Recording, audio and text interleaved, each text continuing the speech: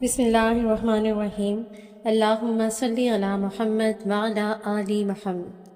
السلام علیکم۔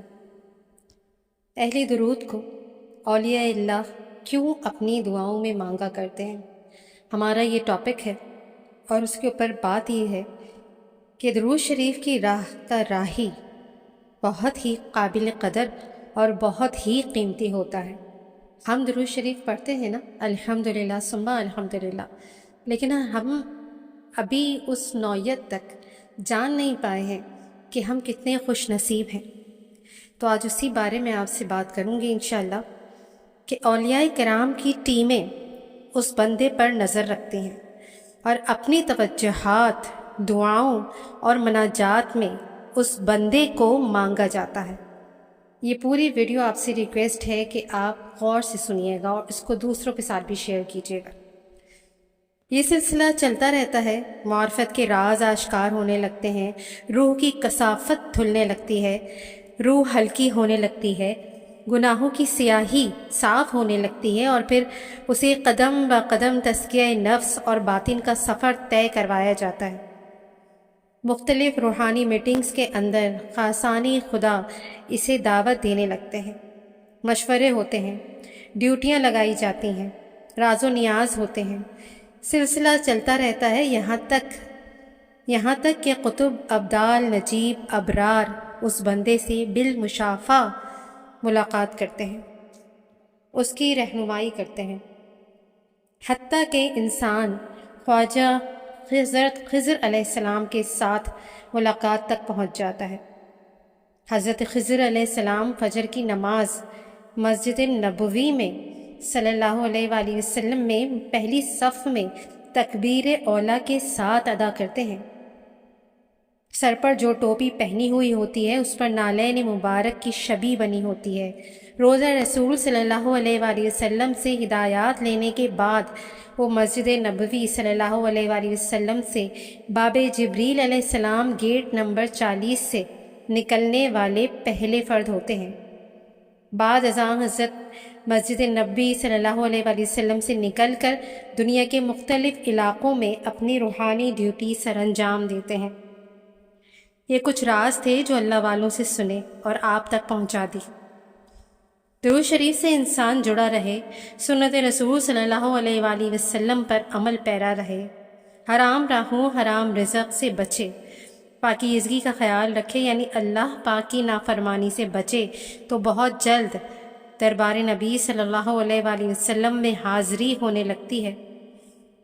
نقبہ کی تعداد 370 ہے، ابدال کی تعداد 40 ہے، اخیار 7 ہوتے ہیں اور عبد 4 ہوتے ہیں، اور غوث ان کا سردار ہوتا ہے۔ نقبہ کا ٹھکانہ عرب ہے، نجبہ کا ٹھکانہ مصر ہے۔ ابدال مسکن شام تو ہے۔ اللہ پاک کی سنت ہے، اخیار ساری دنیا میں گھومتے رہتے ہیں اور عبد کا مسکن زمین کے چاروں اطراف ہے، اور غوث وقت قطب کا مسکن مکہ مکرمہ ہے۔ کیونکہ یہ سب سے بڑا فیض عام ہے کہ اگر انسانوں اللہ پاک کے نے ہمیں یہ معاملات میں توفیق عطا فرمائے۔ کوئی ضرورت پیش آتی ہے تو اس کے متعلق نقبہ گڑ گڑا کر دعائیں کرتے ہیں، اور پھر جو لوگ نجبہ پہلے سے دعائیں پڑھتے مانگتے ہیں، اس کو پھر کثرت سے ابدال پڑھنے کی دعائیں توفیق کرتے ہیں، پھر اللہ پاک سے اخیار مانگتے ہیں دعائیں اور کرتے ہیں، کوشش بھی پھر کرتے ہیں۔ ابد دعائیں کرتے جزاک ہیں، اللہ خیر۔ پھر یہاں تک سلسلہ چلے اور دعا قبول ہو جائے تو ٹھیک، نہیں تو یہ سلسلہ چلتا رہتا ہے، اور پھر وقت کا غوث دعا کرتے ہیں۔ ابھی غوث کی دعا ختم نہیں ہوتی کہ اللہ کریم اس دعا کو قبولیت دے دیتے ہیں۔ سبحان اللہ، ماشاء اللہ۔ علامہ نبہانی نے سعادت الدارین میں لکھا ہے کہ نبی کریم صلی اللہ علیہ وآلہ وسلم پر کثرت سے درود بھیجنے والے کی روح اعلیٰ مقامات پر فائز کی جاتی ہے۔ درود شریف کا ذکر کرنے والا خاص ہوتا ہے، درود شریف کا ورد کرنے والے زبان مبارک ہے، درود شریف کا ورد کرنے والا ان تمام اولیاء کرام کی نظروں میں رہتا ہے جو روحانی ڈیوٹی پر مامور ہوتے ہیں۔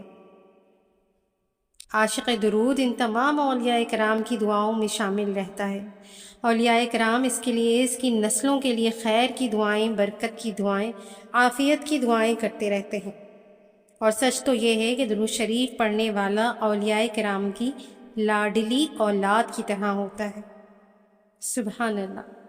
کیونکہ درود شریف کی نسبت ایسی نسبت ہے جو مبارک نسبت ہے۔ درود شریف کے عاشق کی حاضریاں جہاں اعمال نامے میں لگ رہی ہوتی ہیں، وہیں مدینہ شریف میں آقا سرور کونین صلی اللہ علیہ وآلہ وسلم کے ہاں بھی ریکارڈ میں نام بمائے والد چل رہا ہوتا ہے۔ بندہ درود شریف پڑھتا جاتا ہے اور قرب مصطفیٰ صلی اللہ علیہ وآلہ وسلم پاتا جاتا ہے۔ رجال کے معنی مرد کے ہیں، جبکہ غیب کے معنی پوشیدہ کے ہیں، یعنی وہ پوشیدہ مرد جو روحانی ڈیوٹیاں دے رہے ہیں، انہیں رجال الغیب کہا جاتا ہے۔ رجال الغیب حضرت خضر علیہ السلام کے زیر قیادت کام کرتے ہیں۔ جب بندہ درود شریف پڑھتا ہے، درود شریف کا مسلسل ورد کرتا ہے، درود شریف سے محبت کرتا ہے، تو اس پر اللہ پاک کی رحمت نچھاور ہونے لگتی ہے، اللہ کی رحمت نازل ہوتی ہے۔ جب بندہ مسلسل درود شریف پڑھ رہا ہوتا ہے تو اس کی خوشبختی میں اضافہ ہوتا ہے، اور رجال الغیب دائیں بائیں سے ارد گرد سے اس کی زیارت کرنے، اس پر نظر رکھنے کے لیے مختلف روپ دھار کر چکر لگانا شروع کر دیتے ہیں، ملاقات کرتے ہیں، نصیحت کرتے ہیں اور نگرانی کرتے ہیں۔ جب انسان عشق رسول صلی اللہ علیہ وآلہ وسلم میں آگے سے آگے بڑھتا چلا جاتا ہے تو حجاب ہٹتے چلے جاتے ہیں، راستے کھلتے چلے جاتے ہیں۔ پھر جو عام انسانی عقل نہیں دیکھ سکتی، وہ عاشق درود دیکھنے لگتا ہے، اس کے نفس کے لطائف روشن ہونے لگتے ہیں، اس کی بصیرت کھلنے لگتی ہے، کشف کی راہیں ہموار ہونے لگتی ہیں، وجدان تیزی سے کام کرنے لگتا ہے، چھٹی حس بہت تیز ہو جاتی ہے، دل روشن ہو جاتا ہے، اور پھر جونیئر پوسٹ پر موجود ولی اللہ سے ملاقاتوں کا سلسلہ چلتا ہے، راز و نیاز کی باتیں ہوتی ہیں، ایک دوسرے سے تعلقات روحانی بنتے ہیں، اور پھر یہ سلسلہ چلتا رہتا ہے۔ محب درود اپنی دلچسپی، محبت، ادب، عقیدت کو کم نہیں ہونے دیتا، اور مسلسل حکم الہی اور عشق رسول صلی اللہ علیہ وآلہ وسلم میں خود کو مصروف رکھتا ہے، تو پھر اس کو مختلف محافل میں روحانی طور پر خواب کے ذریعے، مراقبے کے ذریعے اور بعض اوقات حالت بیداری میں بلایا جاتا ہے، مختلف راز آشکار کیے جاتے ہیں، لیکن چپ رہنے کا حکم دیا جاتا ہے، کیونکہ اس راہ میں رازوں کو اپنے سینے میں چھپا کر چلنا پڑتا ہے۔ درود شریف ایک ایسا عظیم عمل ہے کہ صوفیہ کے تمام سلاسل میں یہ چاہت ہوتی ہے کہ یہ بندہ ہمارے سلسلے میں شامل ہو جائے۔ اگر یہ ہمارے سلسلے کا حصہ بن گیا تو ہمارے لیے یہ اعزاز کی بات ہوگی۔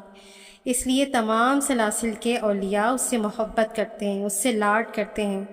کوئی روحانی رکاوٹ اس کی طرف بڑھتے دیکھتے ہیں تو اس میں اس کے ساتھ تعاون بھی کرتے ہیں، اور اللہ کے امر سے اس سفلی وار رکاوٹ حملے کو دور کرتے ہیں، اس کے کام آتے ہیں، اس کی نسلوں کی حفاظت کے لیے تگ و دو کرتے ہیں، محنت کرتے ہیں، دعائیں کرتے ہیں، اعمال کرتے ہیں، اور یہ احساس درود شریف کی تسبیح کرنے والے کو اس وقت تک حاصل رہتا ہے جب تک بندہ درود شریف کے ساتھ جڑا رہتا ہے اور استقامت کے ساتھ درود شریف کا ورد کرتا رہتا ہے۔